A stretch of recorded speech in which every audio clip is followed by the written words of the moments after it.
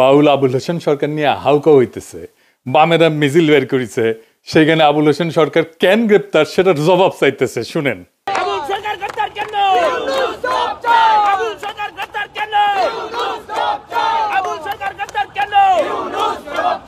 তো কেন গ্রেপ্তার করছে এটা তো পুলিশকে জিজ্ঞেস করলেই হয়, হাসিনার পুলিশ তো না, জবাব দিয়ে দিবে। মিছিল করে জবাব চাইতে হবে কেন? আচ্ছা সে কি বলছে জানেন, শুনিছেন? আচ্ছা আমরা একটু শুনি কেন গ্রেপ্তার করা হয়েছে, এখানে তার জবাবটা আছে, শুনেন।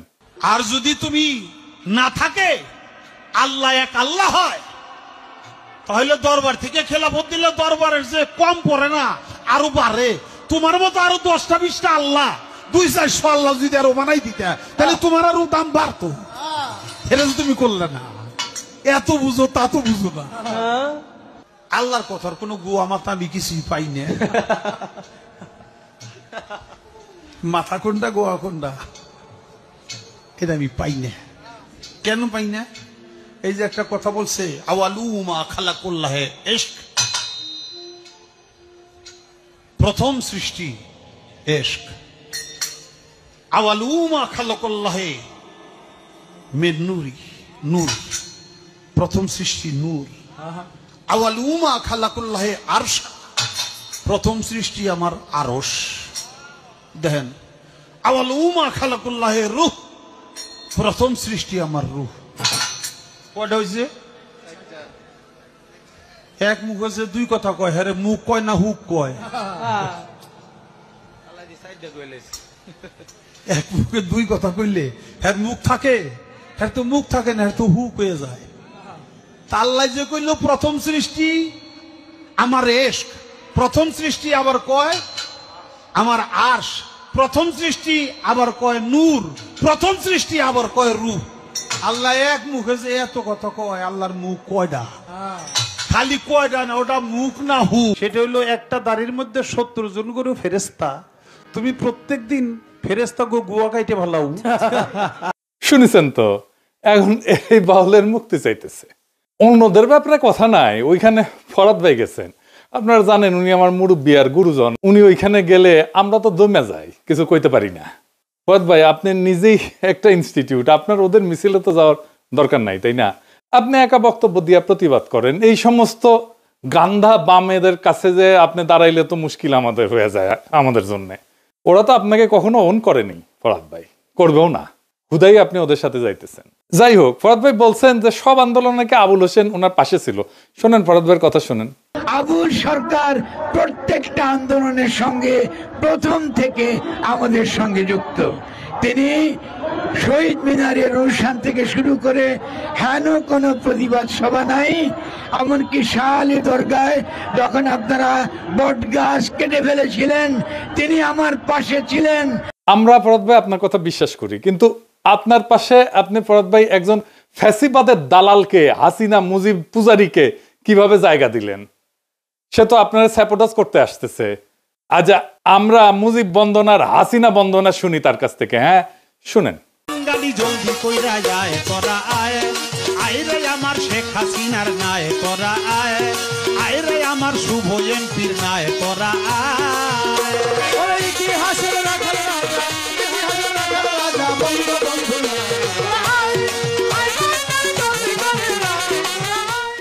বুঝেছেন তো ফরাদ ভাই, যাকে তাকে আশেপাশে জায়গা দিয়েন না। মাঝে মাঝে আপনি এমন কিছু করেন যে আমরা বিভ্রান্ত হইয়া যাই। আপনি ইসকনের চিন্ময়ের সাথে দেখা করছেন, এত খাতির আপনার চিন্ময়ের সাথে, তাদের দাবির পক্ষে দাঁড়াইছেন পর্যন্ত। এটা তো আমাদেরকে বিভ্রান্ত করে দেয়। যাই হোক, আমরা তখন বেদনাহত হয়ে শুধু দেখতে থাকি যে ফরাদ ভাই এটা কি করতেছে। আপনি মানিকগঞ্জে বাউল সম্মেলনে যাবেন বলছেন, ভালো কথা।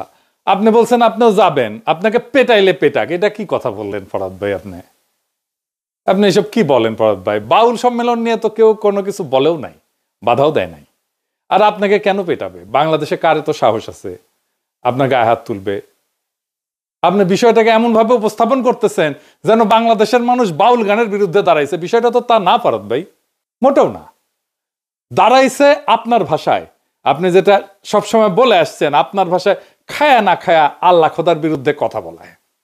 তা আপনি বলতেছেন যে আবুল হোসেন সরকার ইসলাম অবমাননা করে নাই, তো তাইলে তো মুরব্বী হিসেবে আপনার বোঝানো উচিত, একটা ভিডিও বানায় লিখে হোক, যে এটা বুঝায় দেওয়া যে এটা ইসলাম ধর্ম অবমাননা না। করেন আপনি, আমরা শুনি, বুঝি, আমরা শিখি, সবাই শিখুক।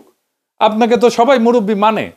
আর যদি আপনার মতে ধর্ম অবমাননা নাই করে, তাইলে আদালতে তো খালাস দিয়ে দিবে, জামিন দিয়ে দিবে। আইনকে বাধা দিচ্ছে কেন রাস্তায় বলেন? এই আবুল হোসেন তো ধান্দাবাজ।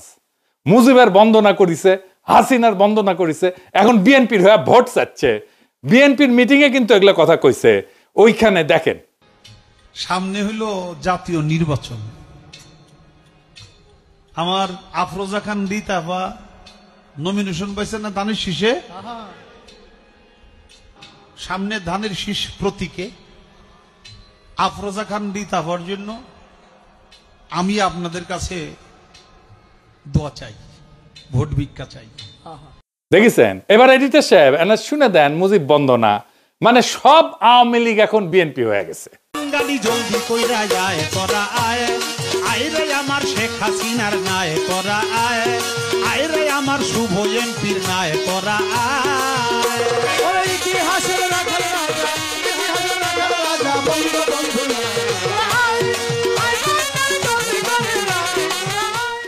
তো এই যে বিএনপির প্রোগ্রামে যায় যে সমস্ত কথাবার্তা কইছে, বিএনপির একটা লোক উঠে যায়, তাকে ঠেকাইলো না কেন?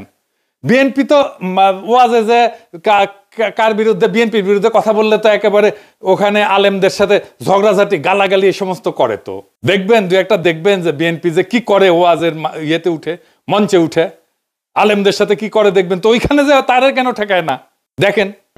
আমার কথা তো বলতে দেবেন, তা বলতে না দিলে আমি কি করে বুঝাবো? ফালতু কথা বলি দেন, বলো খবরদার। ল্যাঙ্গুয়েজ সোজা করেন না, সোজা করে দেবো কিন্তু একদম বলেন। ল্যাঙ্গুয়েজ সোজা করে বলেন। আমি বলছি আমার কথা তো বলতে দেবেন। ল্যাঙ্গুয়েজ সোজা করে দেবো কিন্তু একদম। বিয়াদব লোক কম নাগাদ ভগর ভগর করতে আমি খাবার দেবো, একটা চোখ বাসটা করে দেবো কিন্তু একদম। আমি প্রশ্ন করলাম যে একজন লোক বলছে আলমদের শুনলে নামাজ পড় না, শুরু না বললে নামাজ হবে না, ফালতু ভাবতেছি। আমি বলছি আমার উত্তরটা তো দিতে।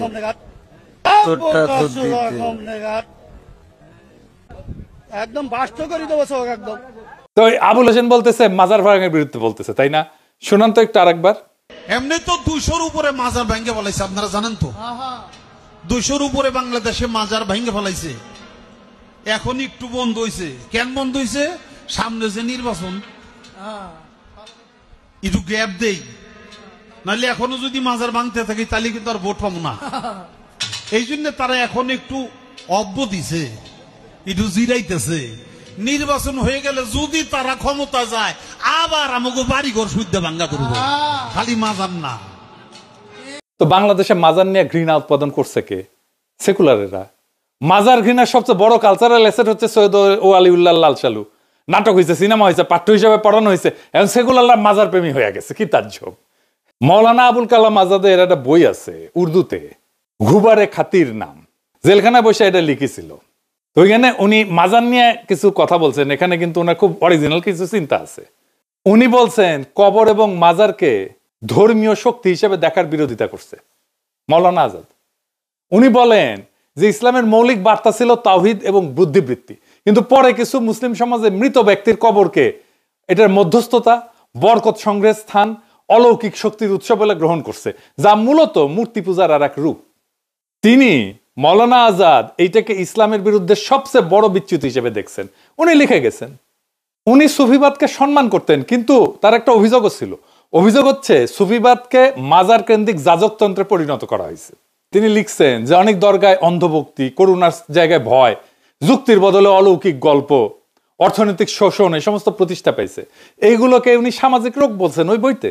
উনি বলছেন যে দরিদ্র অসহায় মানুষের জীবনের বাস্তব সমস্যার সমাধান খুঁজতে গিয়ে মাজারে আশ্রয় নেয়, এবং মাজারের খাদেম এবং পীরেরা এই দুর্বলতার সুযোগ নিয়ে নিজেদের কর্তৃত্ব জাহির করে।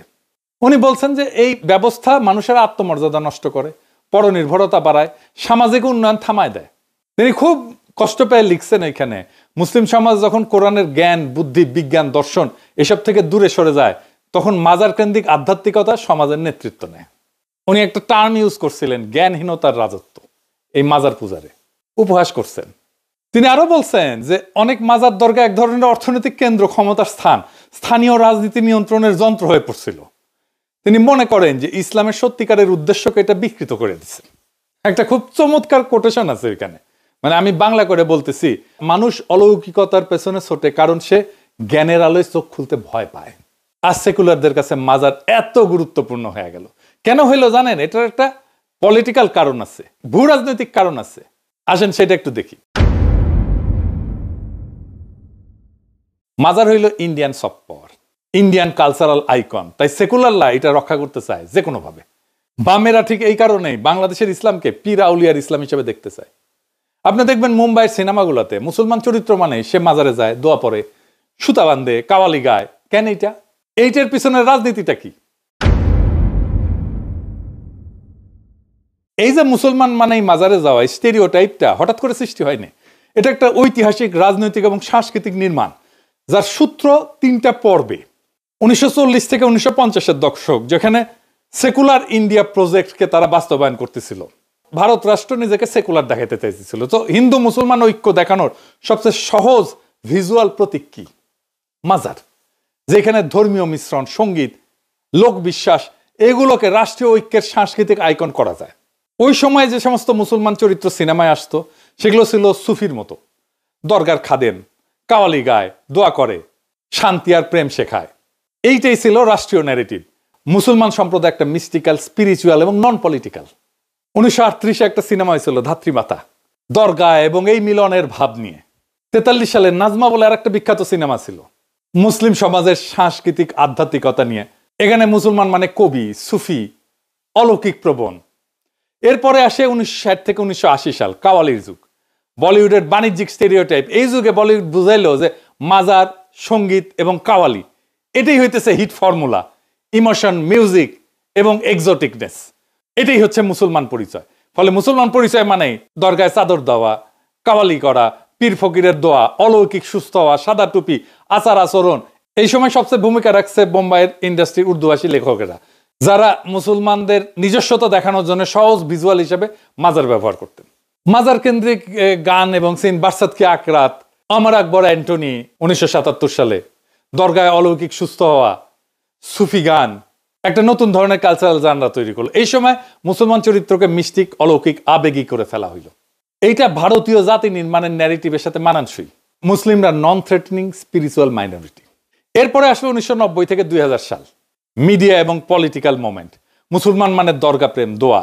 1992-এ বাবরি মসজিদ ভাঙা হইলো। তারপরে বলিউডে মুসলমান চরিত্র ফের এই হার্মলেস ভিজুয়ালে ফেরাই নিয়ে যায়। এই সময় মুসলমান চরিত্রকে 3 ভাবে দেখানো হয়: মাজার ভক্ত, প্রেমিক প্রেমিকা, নিরীহ দোয়া করা বুড়া মুসলিম যিনি নায়ককে আশীর্বাদ করেন, কাওয়ালি প্লাস ধর্মীয় মিস্টিক পটভূমি, যা মুসলমান সমাজকে সাংস্কৃতিকভাবে রঙিন কিন্তু রাজনৈতিকভাবে অসক্রিয় দেখায়।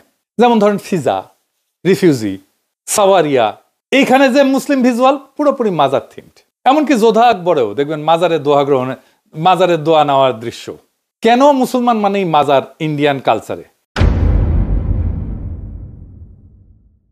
কারণ ভারতীয় মূলধারা ইসলামকে সুফি, লোক ধর্মীয় করে প্রদর্শন করতে চায়, পলিটিক্যাল ইসলামকে না। মাজার ছিল নিরাপদ, অবিতর্কিত মুসলিম ইমেজ। রাজনীতির দিক থেকে এটা ছিল মুসলমানদেরকে একটা ডিপলিটিসাইজ, মিস্টিক্যাল কমিউনিটি হিসেবে উপস্থাপনের প্রকল্প। আর বলিউডের কাছে ছিল ভিজুয়াল শর্টহ্যান্ড। এটাই মুসলিম চরিত্রের সাংস্কৃতিক মার্কার। তার মানে মাজার কেন্দ্রিক যে মুসলিম ইমেজ আসলে একটা নিয়ন্ত্রিত উপস্থাপন। এটা মুসলিম সমাজের বাস্তব বৈচিত্র্য মুছে দিয়া তার সফট, মিউজিক লাভিং, স্পিরিচুয়াল, নন থ্রেটেনিং মাইনরিটি হিসেবে উপস্থাপন করে। এখন আসেন বাংলাদেশের সাধারণ মানুষ ধর্ম অবমাননার প্রতিক্রিয়া কেন দেখাবে? বাংলাদেশের সাধারণ মানুষ ধর্ম অবমাননার প্রতিক্রিয়া দেখাবে কেন জানেন? এটার একটা গভীর রাজনৈতিক, সাংস্কৃতিক কারণ আছে এবং অর্থনৈতিক কারণ আছে। বাংলাদেশ একটা দরিদ্র রাষ্ট্র। এই রাষ্ট্রের বেশিরভাগ নাগরিক দরিদ্র। তাদের জীবনে কোনো স্বপ্ন নাই, কোনো সার্থকতা নাই। সন্তানকে ভালো মতো খাওয়াইতে পারে না, অসুখে চিকিৎসা পায় না, শৈশবে শিক্ষা পায় না, যৌবনে কাজ পায় না, উৎসবে আনন্দ করতে পারে না। এদের জীবনে তো কোনো হাসি নাই, কান্নাও গেছে শুকায়। এদের একটাই সম্পদ, একটাই স্বপ্ন, যদি পরকালে খোদা তাআলার দয়া হয় তাহলে হয়তো বেহেশতে ঢুকতে পারবে। এই জন্যই বাচ্চাকে মাদ্রাসায় দেয়, সে জানে একজন আলেমের সুপারিশ খোদা তাআলা শোনেন। তার একটা ইহকাল আপনারা দিতে পারেন নাই, তার পরকালের স্বপ্ন আপনি কায়রা নিতে চান কোন অধিকারে, কোন সাহসে? সারাক্ষণ খোঁচান আপনার প্রগতিশীলতার কুরকুরানি দিয়া। আপনি তো আপনার সেকুলার দর্শনে বলেন প্রাইভেট স্পেসে ধর্ম পালন করতে, তো আপনার অধর্ম, আপনার ধর্ম বিশ্বাস আপনি প্রাইভেট স্পেসে করেন, যা খুশি করেন। পাবলিক স্পেসে এসে আপনি মানুষের ধর্ম নিয়ে কুরকুরানি দেখান কেন? আপনি তো আগে খোঁচান, তারপরে ওরা প্রতিক্রিয়া দেখায়। খোঁচানো বন্ধ করেন, প্রতিক্রিয়া বন্ধ হয়ে যাবে। বাংলাদেশ যে মুসলমান সংখ্যাগরিষ্ঠের দেশ, এটা তো তার অপরাধ না, এটা তার বৈশিষ্ট্য। এই বৈশিষ্ট্য তো আপনাকে বিবেচনা করতে হবে। আপনার রাজনীতি, আপনার সমাজ নির্মাণে আপনাকে এটা বিবেচনা করবেন না আপনি? আশ্চর্য ব্যাপার। আপনার তো ইউরোপে আসলে তো ক্রিসমাস দেখলে, ক্রিসমাস ট্রি দেখলে, ক্রিসমাসের সাজানো দেখলে আপনার তো গা চুলকায় না, কিন্তু বাংলাদেশে আপনার কোরবানি নিয়ে চুলকানি কেন? নামাজ নিয়ে চুলকানি কেন? মসজিদে আজান নিয়ে চুলকানি কেন? হিজাব নিয়ে চুলকানি কেন? পাইছেন কি? এত চুলকানি থাকলে ইউরোপে চলে আসেন, নয়তো ইন্ডিয়া চলে যান, আদর করে ইন্ডিয়ায় রেখে দিবে। বাংলাদেশে পড়ে আছেন কেন রে ভাই? আপনিও শান্তি পান, বাংলাদেশে মানুষের শান্তি পাক। অশান্তির মধ্যে থাকার কোনো দরকার আছে? বাংলাদেশকে যদি সত্যিকার অর্থে শান্তিপূর্ণ একটা সমৃদ্ধশালী রাষ্ট্র হিসাবে তৈরি করতে চান, ইনসাফপূর্ণ রাষ্ট্র হিসাবে তৈরি করতে চান, তাহলে আপনাদের এই কুরকুরানি বন্ধ করতে হবে, ইসলাম বিদ্বেষ বন্ধ করতে হবে। তাছাড়া বাংলাদেশ কখনো শান্ত হবে না। এই সহজ সত্যটা মনে রাখবেন, তাহলেই আগামীর বাংলাদেশ আপনি ঠিকঠাক গড়তে পারবেন। সেই বাংলাদেশ গড়ার অপেক্ষায় থাকলাম।